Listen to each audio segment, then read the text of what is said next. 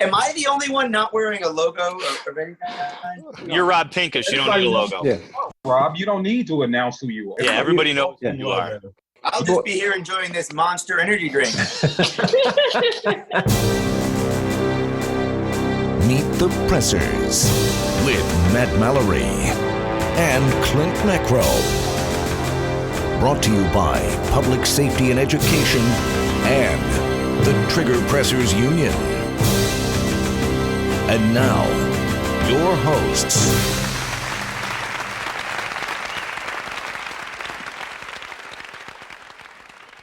Hello and welcome to Meet the Pressers. I'm your host, Matt Mallory, and my esteemed colleague, Clint Macro. And tonight we have a few special guests. They were all involved in the Second Amendment rally in Washington, D.C. on November 2nd. Eric Blanford, Chris Cheng, Todd Fossey, Kevin Dixie, Diana Muller, and Rob Pincus. This episode of Meet the Pressers is made possible with the generous support of the lawofselfdefense.com, Nikon, Shooter Technology Group, ASP, Saber Red, the Safer, Faster Defense Responder 2.0, and Lee Armory. Thank you. Patriots! Patriots! I guess we're talking to me. Huh? We are. So, Mr. Blanford, your call to arms, your Patriots. That was really riveting and got everybody stirred up being the first person right there. Some of the things that you brought up, comply, well, your shirt brought up, comply will not. I love that. But tell us a little bit about yourself, what you're up to and what you got out of the rally and what kind of momentum are you taking after the rally now from everything that you've seen and other people you listen to and your speech, obviously. Sure, Matt. The last thing we ever want to do is milk the audience or patronize the audience. So I'll keep this real brief. But, we've been on YouTube now going on about 13 years. And, we just try to run a really fun gun channel, doing our thing. We have our series Gun Gripes, which is now in its, I think 160 some odd episodes now. So wow. We've been doing that for quite some time. And we just really enjoy what we do. We do everything, a full encompassing gun channel in terms of how we operate. Most folks probably know what we're about, meltdowns, gunsmithing, reloading, gun reviews, gun gripes. You get the idea. 5 guns, we do just a wide variety of different things to try to really make firearms as a whole just appeal to a very wide audience and a wide demographic of people. That's very, very important for us, for folks to understand universally just how important their rights are. I think it goes without saying that we're all here for a very similar purpose, and that is ultimately the furthering of our rights and to really push everybody to be an ambassador to these rights and to get them out to people and really discuss the importance of those rights with as many people as possible, because ultimately that's really how we're going to win this thing, right? Is by changing hearts and minds. See, Congress gets in session and they want to grandstand and they want to push these laws forward, right, in the name of, I have to get reelected. Well, there's already gun laws on the books, right? Well, what do? We want to add more and more. Yeah. And they just want to keep on adding, okay? But the issue with that is they don't really work hard enough for the right reasons, right? So if a person wants to get reelected, they feel like, I have to do all of this and this and this to, take care of my constituents, right? But that's a crappy approach, because then you wind up with, between federal and state, there's how many gun laws are on the books? Like 2,200 gun laws, something like that? It's a lot of dang laws. We don't need all these freaking laws. The criminals answer is not to pass more laws. The answer is what laws work and which ones don't. Yep. We get rid of the crappy ones, which that leads me to what I'm going to get at here is that a lot of them are crap. They're ineffective. They don't work. Criminals don't abide by the law.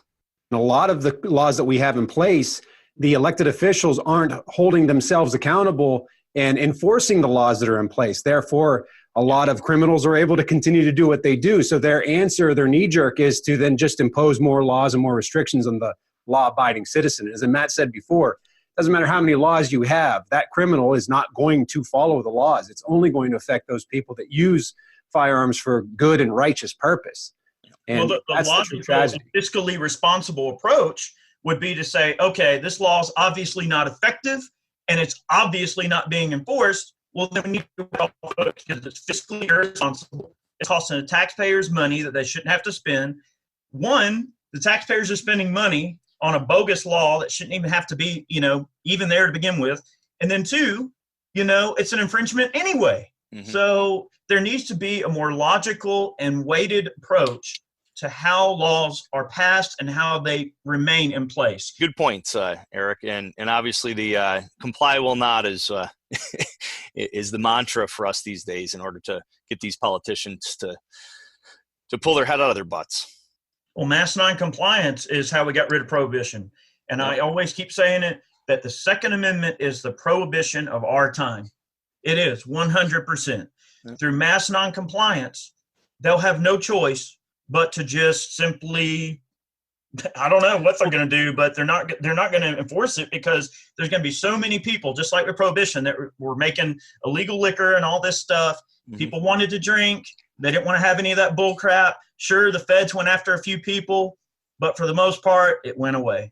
And I think that's how the Second Amendment's going to be. There's all these restrictions, but eventually, through mass noncompliance, it's just going to, That's kind of how it is here. It's kind of how it is here in New York with the SAFE Act. A lot of people are not complying with it. The problem is that, the cops just ignore it unless something bad happens, and then they get a little, well, I guess I have to enforce it. So it's kind of how it's been a lot in New York State. So.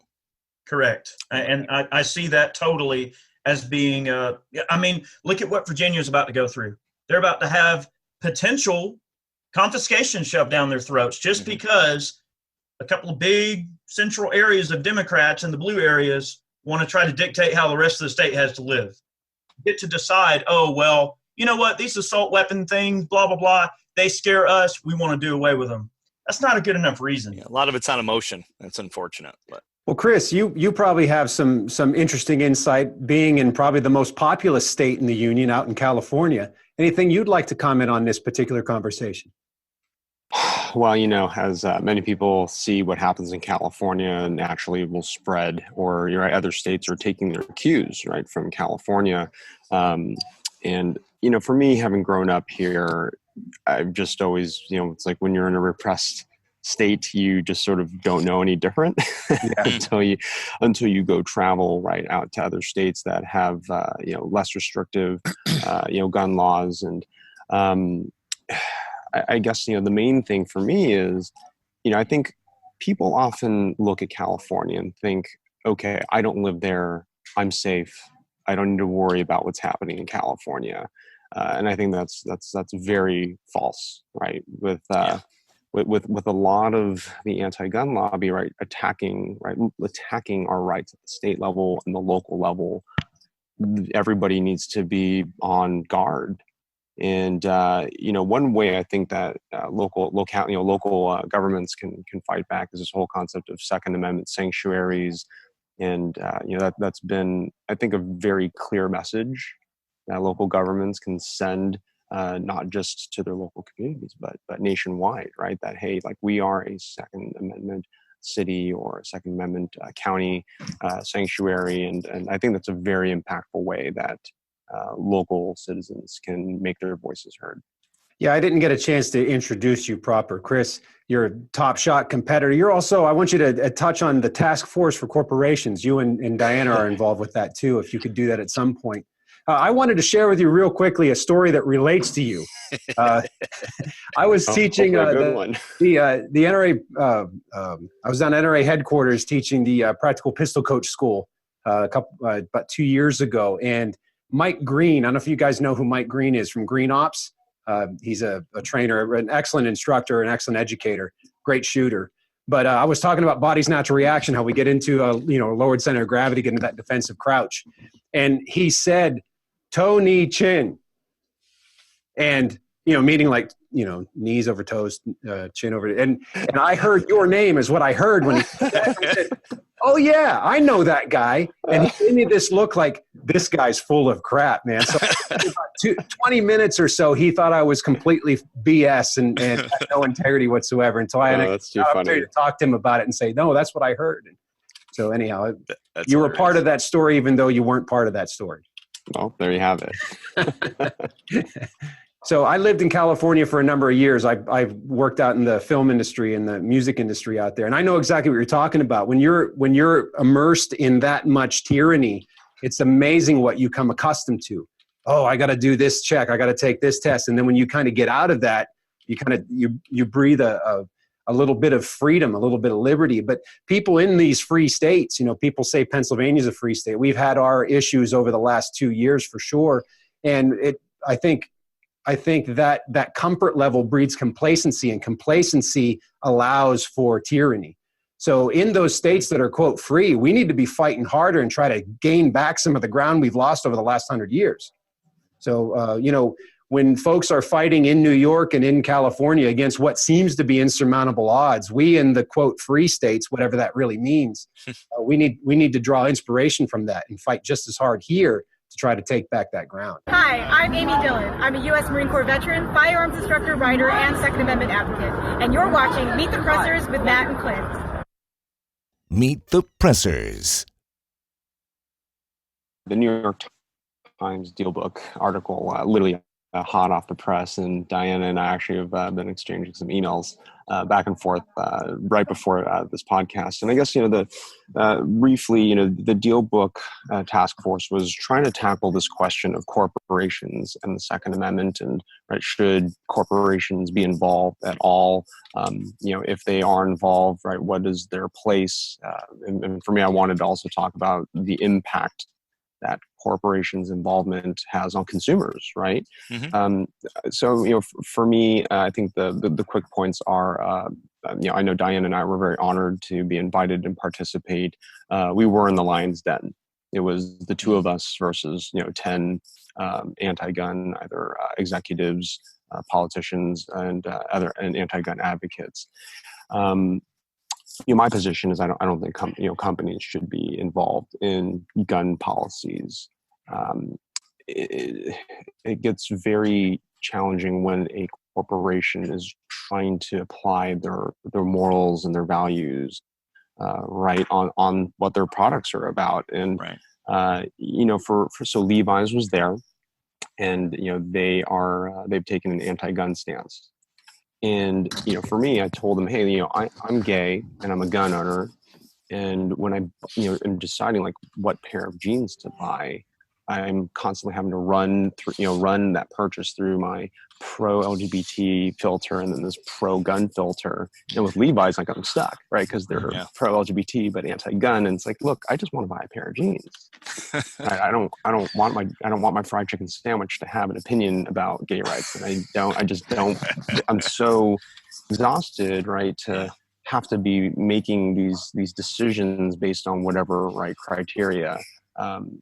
And so I don't know, Diane, do you want to chime in and add anything to our DealBook experience? Yeah, going on what Chris was talking about, we tried to implore them that it's going to alienate your customer, half your customers, half your stockholders, half your employees, but they are dead set on. Even the New York Times. I'm going back and listening to my recording because if you read it a little bit later, you're going to see where I said something about we have to disarm America. And I was like, I was there and that struck me wrong. So I'm going back to listen to make sure, because my point was that they are not, this isn't about red flag laws. This isn't about universal background checks. This isn't about anything except disarming America. And they're not going to stop until they do. So I'm trying to figure out how I said that they craftily made it sound like I was saying,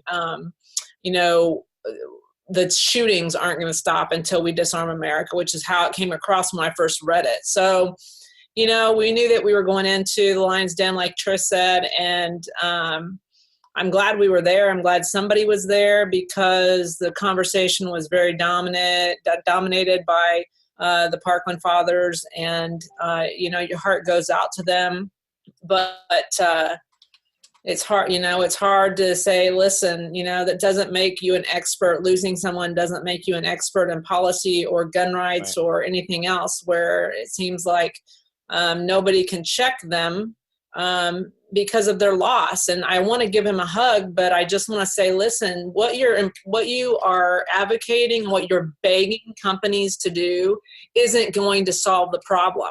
Right. I want to solve the problem. And we have ideas. The firearms industry does have programs. I figured out that Levi's was sitting next to the lady, an anti-gun lady, that she's actually funding. And I'm thinking, Maj Touré's out there, Kevin Dixie's out there. We're on the front lines. We are educating people, and we are changing lives. And they just don't get it. They're just not in our circle. They're not in our bubble. They just have such a visceral reaction. We sat down at lunch. We made it through this 90-minute roundtable task force discussion, and then we sat down at the lunch table and had the most difficult conversation of all, of this guy that just had a visceral reaction to our presence at the table, and just started peppering us with questions and things like that. So they just aren't around us. They don't know who we are. They don't understand, and they don't have the opportunities, and they are dead set on making it happen. If Congress isn't going to make it happen, businesses are going to make it happen. And we heard that time and time again. They are prepared to lose money for their stockholders in order to impose their will on the American public. We have a huge, huge fight. The way I feel like we can go forward is voting and running good candidates. If you can run for your school board and stop some of the madness that's going on in our schools and indoctrinating our kids, then do it. But we can't sit back and wait for other people to do it. They are destroying our history. They're destroying our country and our Constitution. And was that a little too much? No, not at all. It's good. It's good. You're spot on with that. I mean, we dealt. You see that with Dick's Sporting Goods and some of these other companies, such Walmart with their stuff, and even Wegmans in this area where Wegmans was founded in Rochester, New York. Dealing with the same thing, where they tell their patrons we don't want you coming here with a firearm at all, so stay away. So no, that's well, it's not. Can I add one more thing? When we were preparing for this, one of the things that we discovered is that they're using the shareholder resolutions. Basically, investment companies or people are getting on the boards, and they're using shareholder resolutions to basically drive.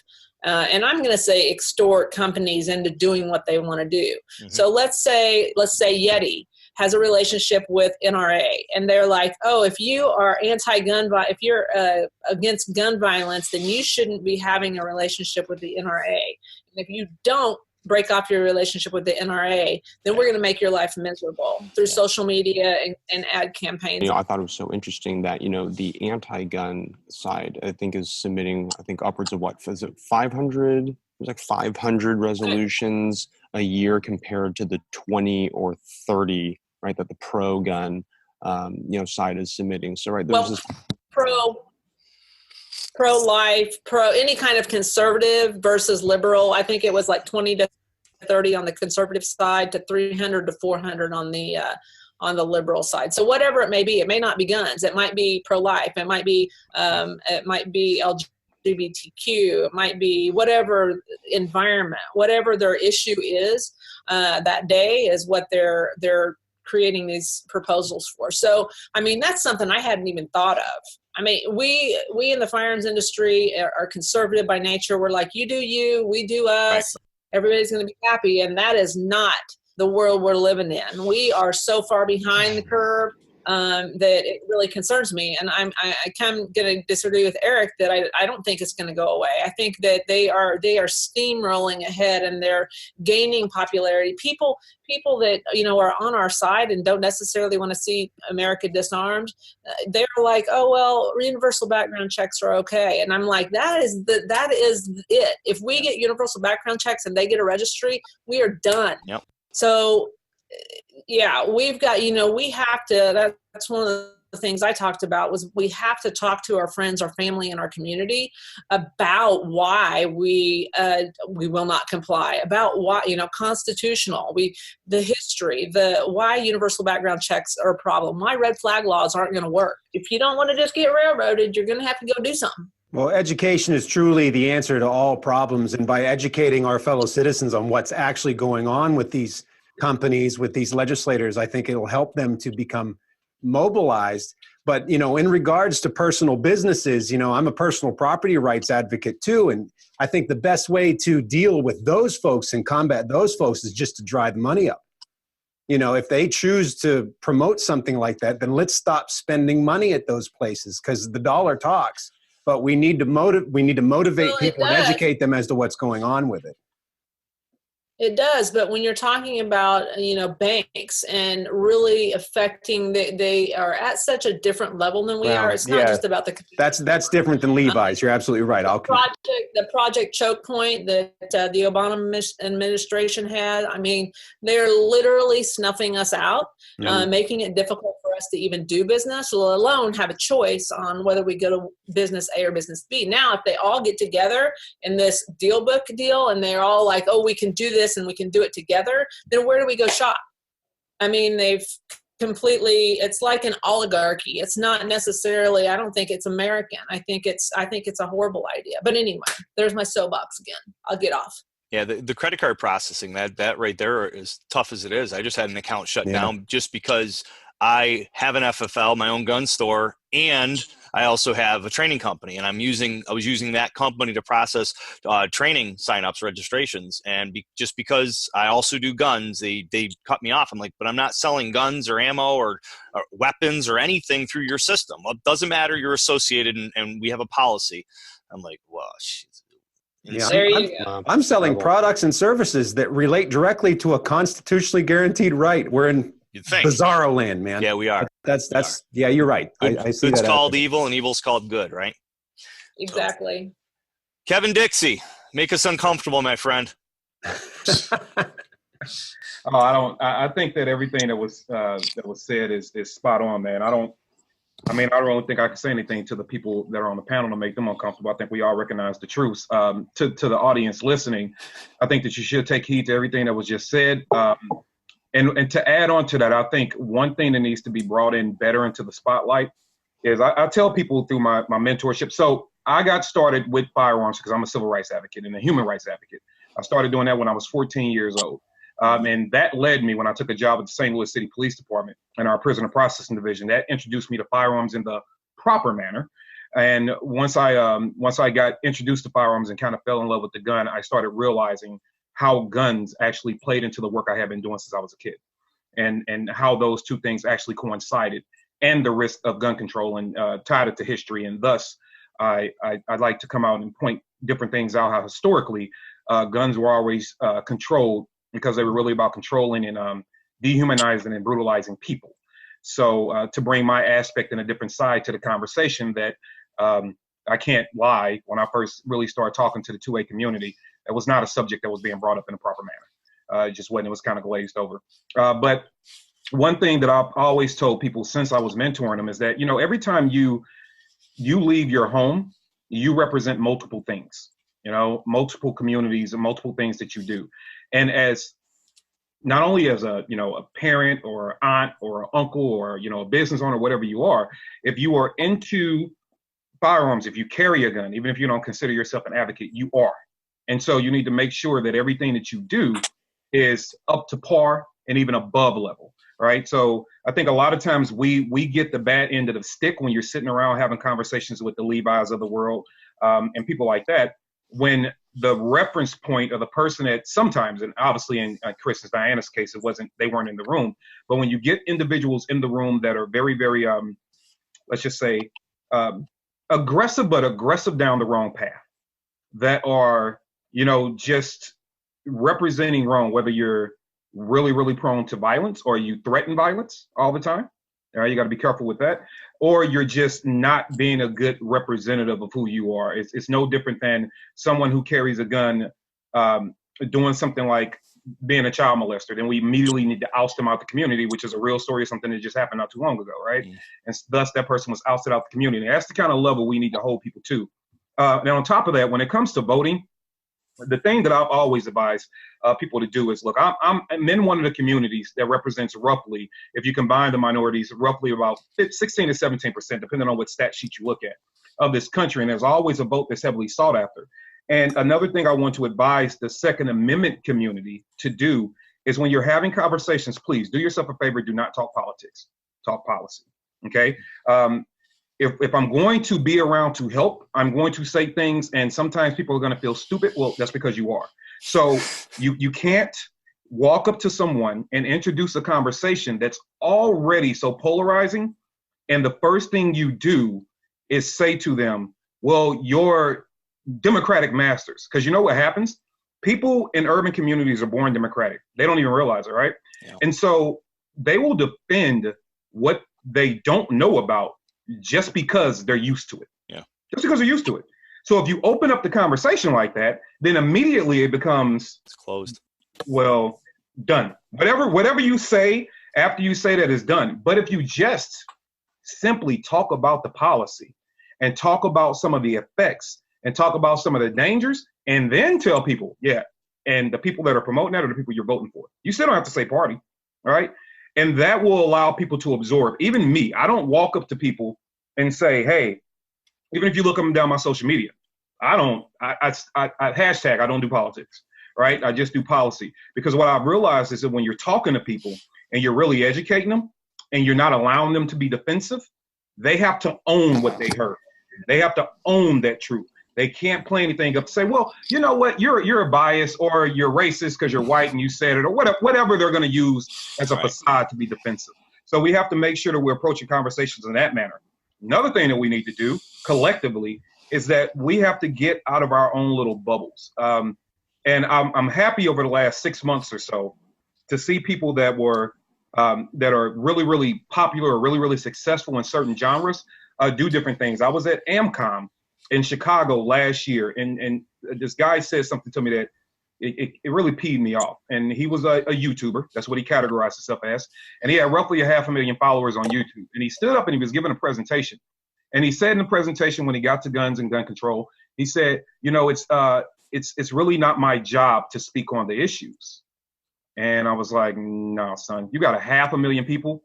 It is absolutely your job to speak on the issues and or use your platform and allow people that do speak on the issues to come on there and talk to your 500,000 people if you feel uncomfortable saying certain things. And he was just like, well, I don't want to do it. Wow. So how many of hims are out there that have 500,000 people at their disposal and won't use their platform to educate people and won't allow their platform to be used to allow different voices to come on and talk? The reason why I can go into rooms and I'm not met with a ton of hostility is because I am smart enough to know they weaponize lies. I just weaponize the truth. As soon as you stand up to me and you start using these false emotions or how you feel and blah, blah, blah, blah, blah, and you get to yelling, I'm like, all right, if we're gonna be, you know, strategic about this, all right, cool. Tell the black dude again how the police are out slaughtering people in this community and he should be unarmed. Repeat, rinse and repeat. Do it again, right? So when you start making people actually have to swallow their own BS, when you actually do weaponize the truth and use it strategically, you will find that you will shut people down because they don't know how to respond. Right. Speaking of that, we all need to make sure that we are plugging people in the right areas for the right conversation. If somebody starts to tell me about the harassment that the LGBTQ community is going through, sure, I'll speak up because they're human. I'll say, well, that's unfair. You know, tell me more. Tell me about the experiences. But if they get to telling me, well, this is what you need to know, I'm like, Chris, I need help, right? Because they come help me, right? If they start talking about women, I'm going to be like, Diana, I need some help because this is not my area of expertise. Right. For so long, we've only thought that certain voices own freedom. Freedom is everybody's. Yeah, so right. We need to make sure that when we're going against certain opposition, I would say, that we are making those right phone calls. One great thing that the 2A rally did is that if you didn't know, now you're introduced to 29 other speakers besides yourself, or even if you were in the audience, you got to see 30 speakers. Well, now you kind of know where people are coming from and you know their perspectives. That should be your network now. Like, hey, Definitely. There's an enemy over here that is doing this. Oh, they're in an urban environment. Maj, KD, come help, right? Like whatever the case is. When we're communicating and we're talking to individuals and we're engaging them in these really, really harsh conversations, do yourself a favor. Find common ground before you start debating. Find common ground. Yep. Like if you're talking to a father about lawn care, you'll be surprised how easy the conversation becomes after that, right? Just because you guys are talking about what feeder you use to, roll across the lawn. Like, find other ways to connect with people. Normally, I don't go up and engage right away. I'm really, because of the work that I do, I'm normally talking about people's kids, dads back into the homes, how to keep people from being violent. And what happens is people develop a sense of trust with me. Right. So when the gun conversation comes up, it's like, you carry a gun? Well, yeah. Well, you've been around. I didn't know that. Well, of course you didn't, because we weren't ready to talk about that. But now that you're ready to talk about it, they're like, well, okay, cool. Well, now I'm ready. I really want to explore this thing. Can you link me to a trainer? I'm like, I absolutely can. I'm a trainer as well. So here's my card. Yeah, we have to become interwoven into the fabric of America, not just standing out yelling the Americans. Sure. We have to become part of the inner fabric. And once you do that, you'll start to see that the conversations become easier. They become easier to have. And if we stick to the facts, and you can be emotional, it's hard not to get emotional when somebody's trying to, deprive you of your freedoms. It's really hard not to. But if you can contain that a little bit and just really, really make people focus on the facts, the factual things that have occurred, and direct them and pivot them to other individuals that are delivering messages in a different way, I think we'll gain some alleviation. I think that's great advice, especially when talking to our fellow citizens. I will say, though, working now more with actual legislators and elected officials, you can't avoid the politics. So that's a whole other animal. But when you're talking to fellow citizens, I agree wholeheartedly. Yeah. Those shut the door kind of statements, like, I understand what cold dead hands meant, that I understand the sentiment behind that, but that shuts off conversation. There's nowhere to go from a statement like that. Yeah. So finding that common ground is smart. Absolutely. Hey, everybody. It's Alessandro Padovani from Safer Faster Defense, and I'm watching Meet the Pressers with Matt Mallory and Clint Macro. Meet the Pressers. When you look at just talking to people, like I did at the rally, when I asked all those great human beings there to give me everything they got when I said 1776, you all heard the response. Yeah, it was overwhelming, right? I even had them give it to me again, and then made them tie in their lineage. Hey, who had people that served? Who respects those individuals? We had 100% response rating to that, right? But America has been so trained to tell people that look like me or any other minority, when we bring up our past, that we're claiming victimhood. Well, you can't say that your past is respected in 1776 and then say, when I say 1921 and you're silent, you don't want to respect mine. Now, that crowd wasn't the problem, but that's a learning opportunity. So no matter which way you're communicating, if I yell 1776 and you give a thunderous applause, and then I yell one of the dates to one of the largest massacres in modern American history to people that happen to people that look like me, and you have nothing, cool. That's an educational moment. I'm all for that. But when you make statements that are still being made, even in the second community, a lot, just get over it and stop being a victim. Well, get your ass over 1776 then. Stop being a victim, if that's the case, because we have to be able to have an even conversation on even ground. And that's the message I'm trying to convey to people. Stop bringing in your bias. Talk about your human rights, and I'm telling you, you'll get a long way with that. Well said, Katie. Well said. Todd, you've been shaking your head like you've been wanting to jump in here. What do you got for us? These guys are stealing all my thunder, man. They're taking all my talking points. There isn't too much left for me to talk about. What am I going to say? I'll keep it fairly brief. I'm going to piggyback a little bit off of what Kevin was talking about. You guys know that my background is psychology, right? To me, this is all about what is rational and what is irrational. You know what I'm saying? To me, like I always look at things through the lens of psychology, right? Most everything through the lens of psychology. And this is not a rational conversation to even have. It's the opposition's point of view is full-blown anthropomorphic. Do you guys know what that means? Anthropomorphism is a actual psychological designation where people assign human characteristics to inanimate objects and animals. Inanimate objects, the firearms, they are not sentient. They don't have a consciousness.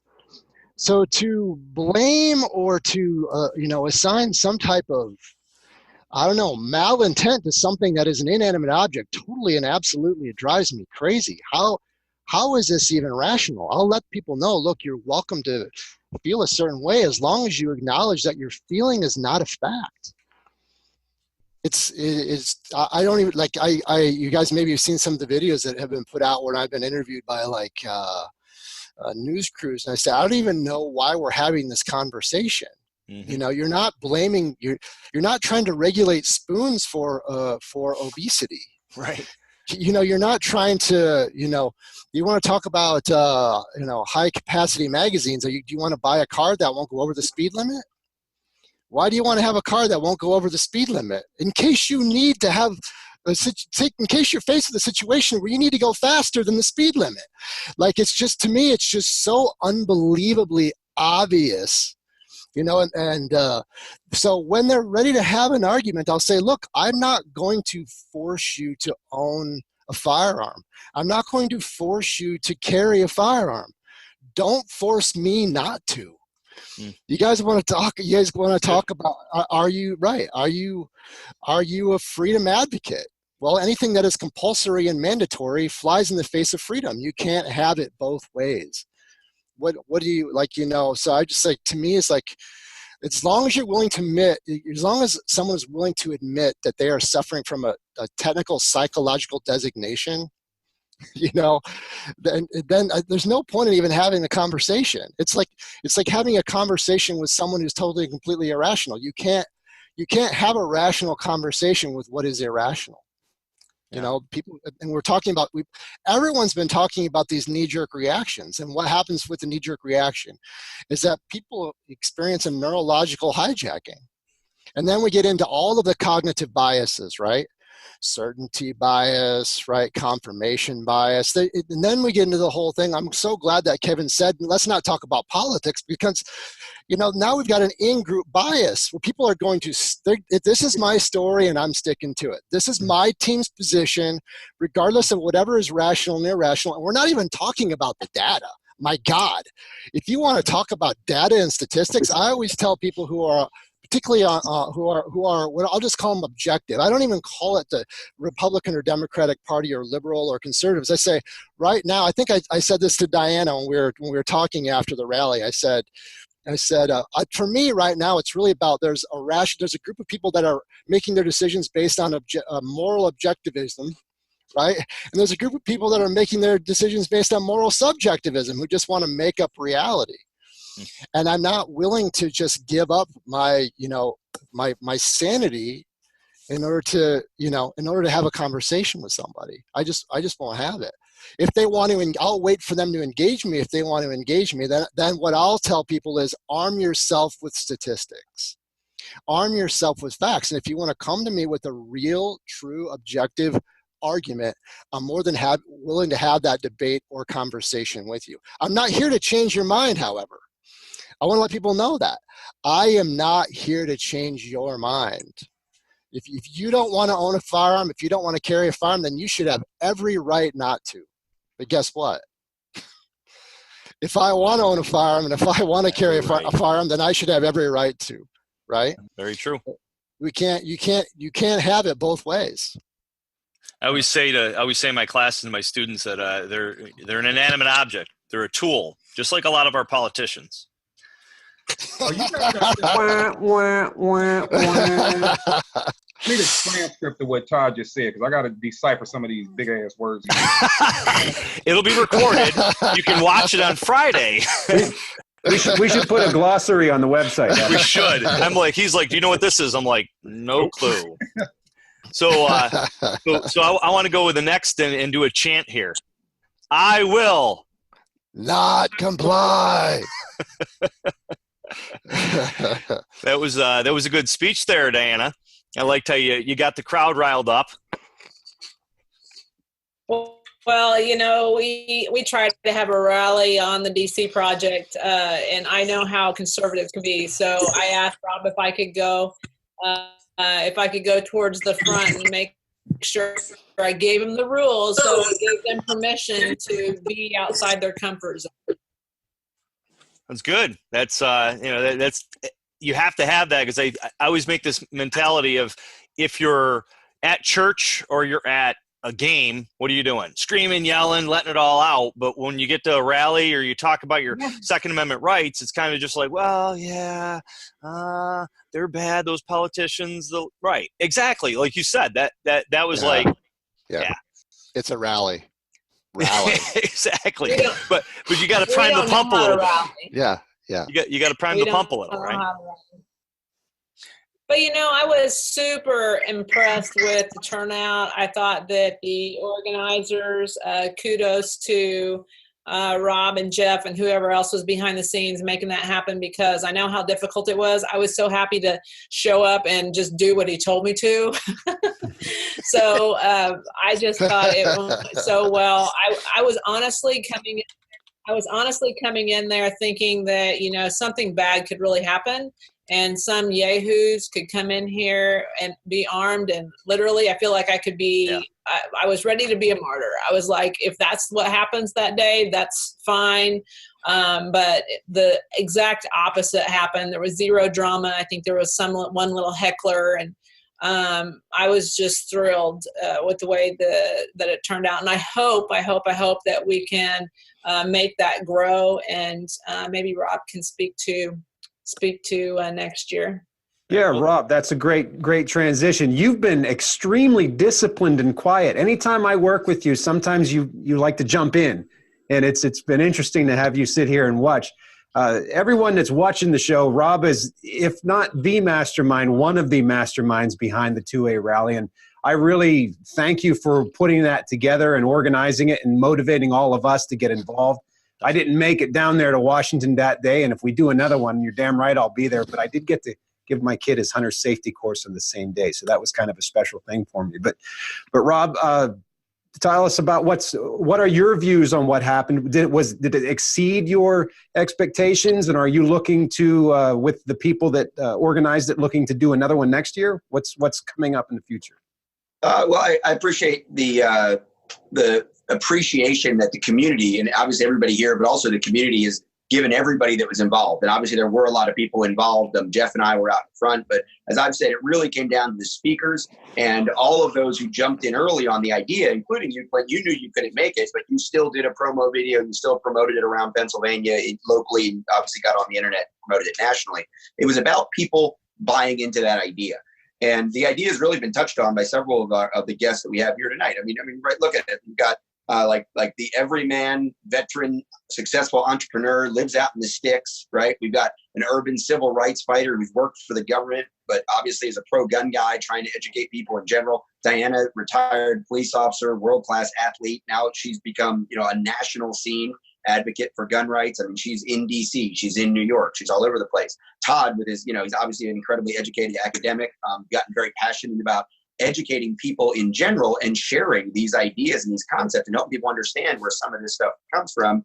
And then obviously Chris, another world-class athlete who's proven himself, but definitely lives outside of the gun community, giant brain, successful tech guy, lives in an incredibly liberal part of the country, in an incredibly liberal part of the country, in an incredibly liberal part of California too. So it's really an amazing collection of people. And this is just the sample, right? So this is the sample of the 30 people we had involved. That to me is what the rally was about in a lot of ways. And I dismiss unity. I dismiss uniformism inside of the gun community. It's 100 million Americans. And what we didn't have that day was uniformity. What we had was a coalition. And I think that's really important to understand. And Kevin made a comment earlier about, we be part of the fabric of American society, or become part of the fabric of America. We are part of the fabric of American society. If you look across the board, there are pro-gun advocates, pro-freedom advocates, pro-rights advocates that come from all across the spectrum. But, and this has been hit on by several people, our nature is not to stand around, kumbayaing. Our nature is not to tell other people what to do. Our nature, as you alluded to, Clint, very specifically, being a pro-rights, pro-private property person, right? You look at what happened in New York last week. I'm all for those organizations and those companies running their companies the way they want to. And the point that as shareholders or as interested potential customers, we don't organize and try to influence them into having to sort of bend to the will of the people, right? That's a problem. I like Chris's approach, right? I want to buy a pair of jeans. I buy a pair of jeans. I'm not worried about their politics, and I'm not going to let them think I am. I think that's part of the problem, is we as a culture are we're like telling McDonald's that we care how they vote, right? We don't. I mean, right? The whole thing with like sports and athletes. Do we care about the athletes' politics? I care about how well they play the game I want to watch. Do I care about the actors' politics. Now I care about the movie and the kind of movie and how well they act out the character. But we allow that in. What I fear is this.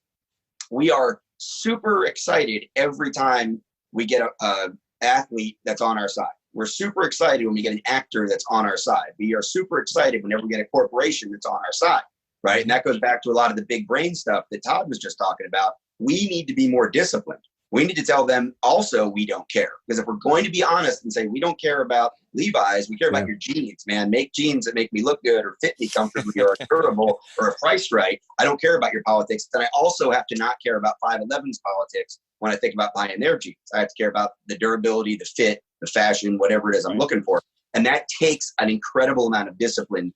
And, kind of full circle back to the rally, what I asked from the speakers and everybody, we sent out speaker guidelines. And we said, look, we don't want to hear about your issues with immigration. We don't want to hear about your preference of, which chicken flavor you like. We don't want to hear about, Democrats, Republicans. We don't want to hear you using the word liberal as a pejorative.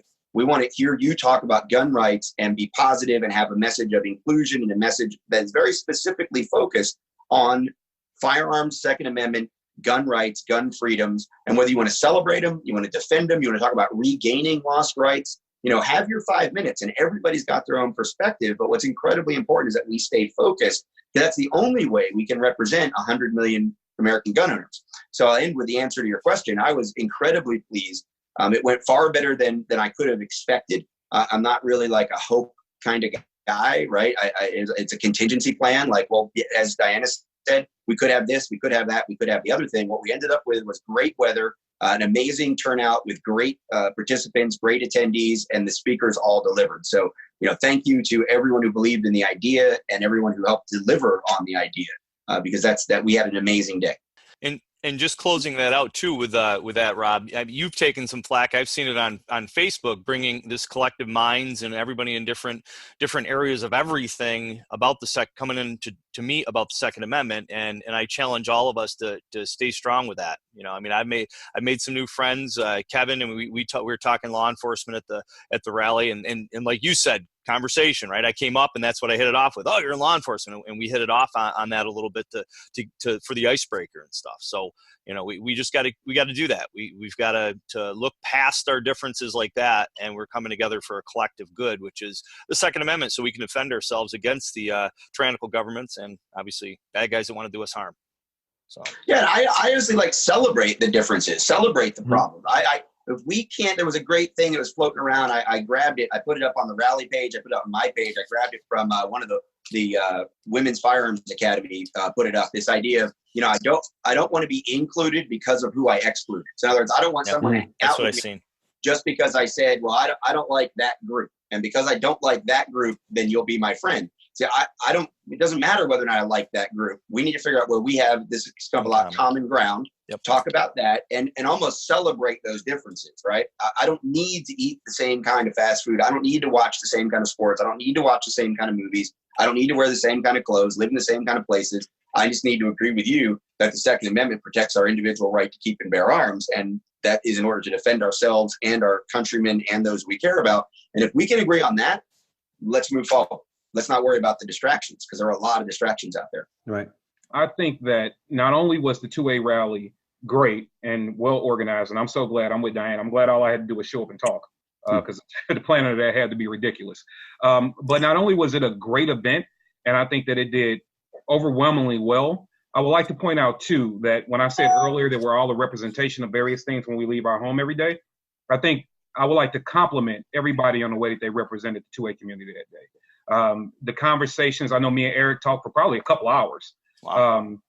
While we were at the rally, and you gotta, that's just another time you got a guy from the urban environment talking to a guy with the sticks, and we sat and talked for a couple hours. He was even nice enough to treat me to breakfast. Thanks again for that, by the way.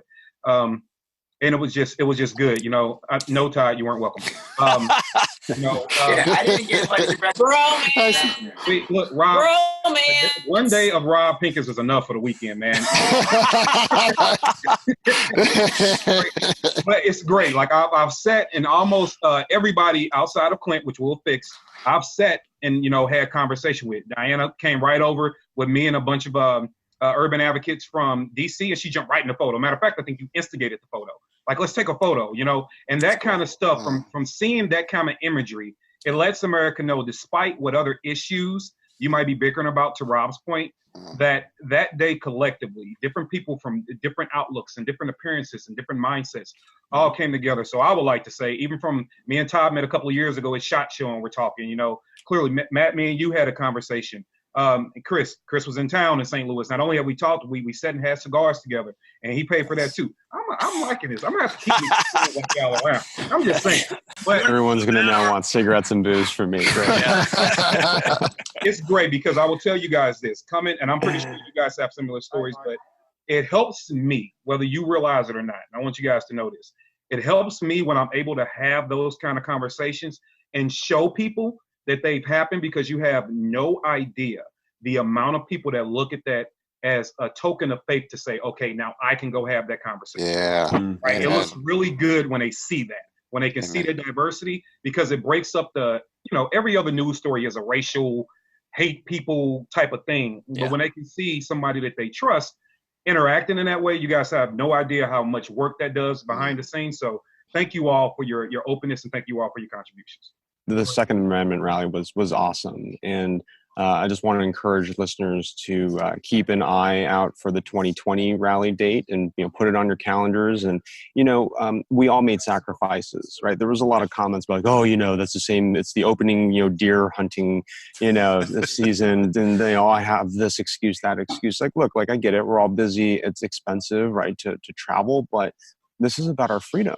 Right, this is about our Second Amendment rights. We're going to have to make sacrifices if we are willing to, or if we want to defend our freedom. Right, we have to make sacrifices. So, save the date once the 2020 date is set, and I just I hope to see at least twice as many people, if not 5 times as many people in 2020 as we did a few weeks ago. There are uncomfortable truths that we're going to have to basically deal with moving forward, right? So KD's all about truth, right? Sometimes those truths are uncomfortable, and they should be uncomfortable because your perspective should constantly be challenged, right?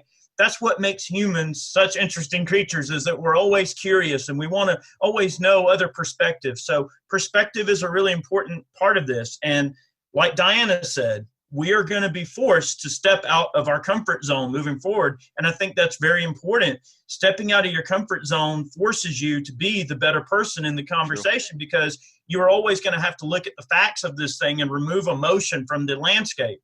Now, to piggyback off Todd, okay, I think that we can all agree that the anti-gun mentality tends to be a combination of 3 different things. You're either ignorant, evil, or insane, or all 3. Okay, ignorance is something we can cure, right? If someone just simply doesn't have the facts, we can give them the facts. Now, if they choose to remain ignorant, then maybe they're just evil enough to want to take your guns and they don't care, or they're insane enough to not look at the facts and not see the truth for what it really is, right? So I don't think anyone would ever say that, oh, well, just because someone supports gun control, that they're evil or they're insane.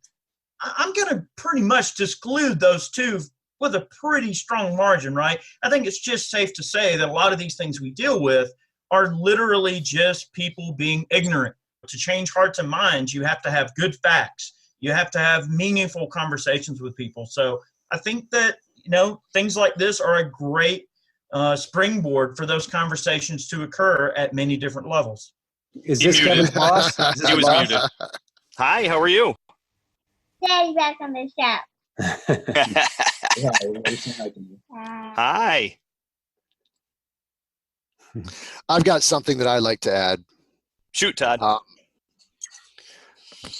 The firearms community in general tends to be, we don't tend to be timid people, right? Mm-hmm. And so we have a tendency to want to cut each other down. We tend to be competitive people that want to cut each other down, and I'd like to see that stop. I agree. I'd like to see that stop within the community. I'd like to see us stick together a little bit better. There's always going to be jerks out there. Let them be jerks on their own time. And so, support one another and stand firm and stand strong, in your commission. This is in your blood. It's in your DNA to watch over the flock and to defend others. So be confident with what your purpose is here. And along those same lines, I'd like to encourage you all to post on social media, post your training. Encourage people to get out and start training and get educated, and that will give other people permission to do the same. And same with organizations, churches, places of worship, organizations, businesses. I'm going to encourage you, for those of you that are on the fence, arm your faculty, clergy, and staff, or arm them and train them on an ongoing basis, and then use the influence that you have through the press and through the social media to let the world know that we're not going to stand by and take this anymore. There's no more soft targets, right? And by doing so, we will give others permission to do the same. And we'll start that ripple effect, that there are good, rational people out there that are going to do this the right way for the right reasons. And so I appreciate the opportunity to be on the show with all of you guys. I'm flattered and honored to be here. Well, we're proud to have you with us. I'm a better man from having talked to you and discussed things with you. And I look forward to training with you too. So one last thing that I would like to cover real quickly. We're doing a National Train-a-Teacher Day again, our third annual in 2020. Co-administrator of that with Grant Gallagher. And not that I have enough to do already. Matt and I talked about something that's very near and dear to both of us. One of my missions with Allegheny County Sportsmen's Leagues and Firearms Owners Against Crime in the Commonwealth of Pennsylvania, part of our mission is to educate elected officials. And we were talking about that at great length actually a couple months ago, and Matt started putting together something that Meet the Pressers is going to promote. And Matt, I'd like to give you the opportunity to talk about it, because it was actually initially your brainchild. Yeah, so in June, I met with a bunch of politicians, about 6 or 7 different political offices in Albany, New York, regarding a bunch of gun laws that they're trying to pass, or bills that they're trying to turn into law. And I just, on the way home, I got thinking to myself, because some of the conversations I had were they're uneducated. They didn't know about guns. A lot of us have alluded to that. So one of the politicians actually said, well, you should come up and take a bunch of us to the range. And I'm like, that's a great idea. So on the way home, I thought, why don't we make a national initiative, National Educated Politician Initiative? So NEAPI.org. And why don't we try to get other instructors around the country on a local level, because I know DC projects more on the federal level, on a local level, get us to, as instructors, to take politicians to the range and talk to them and educate them. And it just even further solidified when I had breakfast with a sheriff who, in the conversation, called a Armalite rifle an assault rifle. And I had to educate him. In 22 years as a sheriff, deputy sheriff, and now as a sheriff of a county adjacent to mine, didn't even know what AR stood for, and I educated him, and I didn't know that is what he said. So that kind of just made me realize that we can do more, and I think we all are, but our listeners out there need to do that as well, whether they're instructors or just constituents within a county or a city or whatnot. So we're going to encourage instructors to seek out elected officials and encourage elected officials to seek out instructors to get that knowledge. To Eric's point, if they're ignorant and they don't know about firearms, which many of them will flat out say, I don't know anything about guns. Well, let's give them an opportunity to be educated. And that will sift out the ones that have tyrannical intent or the ones that just need to get some information and be better informed. So we're going to have the website up soon. It's not going to be one of those things where people have to register, but we're going to come up with some talking points, what our mission statement is. And if someone wants to seek people out under the name of the initiative, well, then they're going to have to kind of agree to the mission. And we're going to set up a Facebook group where people can share ideas, what was successful, perhaps what maybe didn't work that they can try here or there, making sure people understand to also approach the staff, not just the elected official, but the people that work in their office as well. Hi, I'm Kelly from Armed and Feminine, and you're watching Meet the Pressers with Matt Mallory and Clint Macro. Meet the Pressers. We have a lot of sponsors that made this show possible. Make sure you check them out and give them your business. This episode of Meet the Pressers is made possible with the generous support of thelawofselfdefense.com, Nikon, Shooter Technology Group, ASP, Saber Red, the Safer, Faster Defense Responder 2.0, and Lee Armory. Thank you. Well, the bottom line is we are all Americans and we love liberty and we cherish the rights that are guaranteed to us by the Constitution Bill of Rights. And that's it. And all those other little dividing things that we all talked about, that it doesn't matter. We thank you for coming on, and we definitely look forward to seeing you around and talking to you more and seeing you again on the show. Thanks, guys. Thanks, everybody. Bye-bye. Thank you. Stay safe. Thank you, everybody. Thanks for watching the show. Make sure to like, subscribe, and share, and click that little bell to make sure you know when our next show is uploaded. And until next time, you're watching Meet the Pressers. Thank you for watching Meet the Pressers.